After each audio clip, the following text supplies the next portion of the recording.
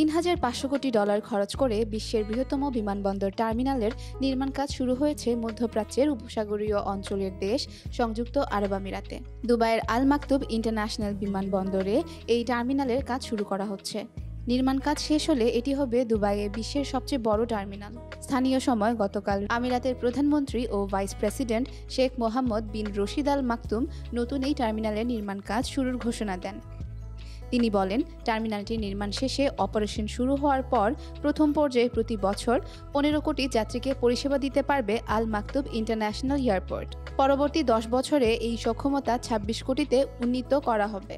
চোখ ধাঁধানো সব স্থাপত্যশৈলী, সুযোগ সুবিধা এবং নকশার কারণে বিশ্বের প্রসিদ্ধ বিমানবন্দরের তালিকায় আছে সৌদি আরবের কিং ফাহাদ আন্তর্জাতিক বিমানবন্দর, দুবাই আন্তর্জাতিক বিমানবন্দর, যুক্তরাষ্ট্রের কলোরাডোর ডেনভার আন্তর্জাতিক বিমানবন্দর, তুরস্কের ইস্তাম্বুল আন্তর্জাতিক বিমানবন্দরের নাম।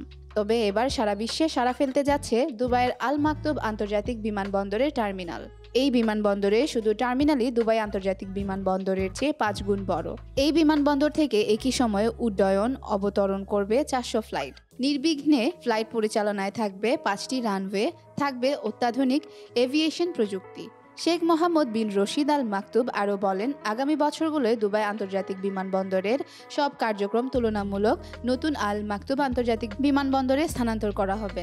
দুবাইয়ের আমির শেখ মোহাম্মদ বিন রাশিদ সামাজিক যোগাযোগ মাধ্যম এক্সের এক পোস্টে জানান, আল মাকতুবের টার্মিনাল ঘিরে দুবাইয়ের দক্ষিণাঞ্চলের নতুন শহর গড়ে তোলার পরিকল্পনা করা হয়েছে, যেখানে অন্তত 10 লাখ মানুষ বসবাস করতে পারবেন।